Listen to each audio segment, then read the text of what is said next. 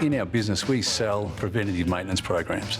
It's roof cleaning, gutter cleaning, it's switchboard maintenance, all those types of things.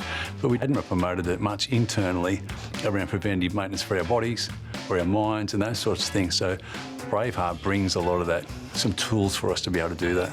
If all we can ever do is help people understand the importance of diet, exercise and sleep to help you stay in that healthy frame of mind, we can actually positively contribute to how people operate in society.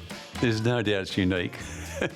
Having a 55-year-old guy turn up in a kilt at 6:30 in the morning when it's 1 degree is pretty unique. But he's just passionate about it, as you can tell by listening to him. Your diet has got a lot to do with how you feel. How can you guys create an internal buddy system that you're all watching out for each other? Just as little reminders, hey man, how are you going with your chocolate today? Look, as a tradie, we have pretty stressful jobs sometimes. You might come in one day and it's cruisy, everything's looking all good, and then all of a sudden plans have changed and it's rush, rush, rush, rush. So yeah, absolutely, there's been some times where my mental health has suffered. What's one thing you reckon you could tick from this, Matt? I probably wouldn't even touch a glass of water or a bottle of water until midday.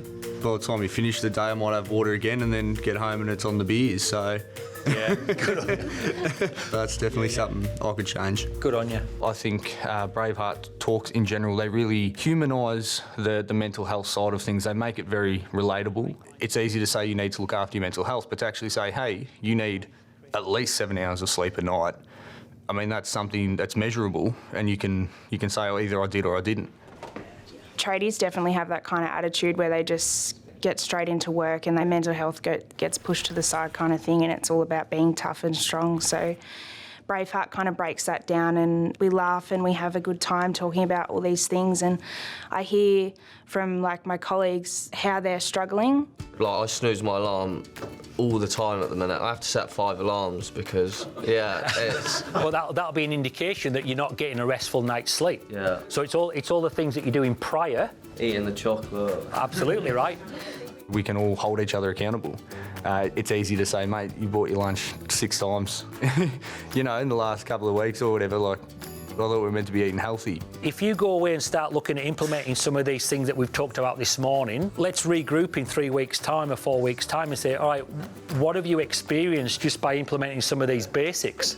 There's a number of people in our team now that are on a health journey, they're on a sleep journey, they've recognised that they can actually make some changes.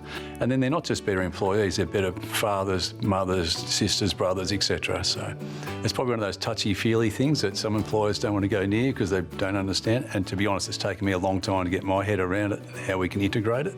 But now that we have, and we've been on that journey for quite a few years now, we couldn't do without it.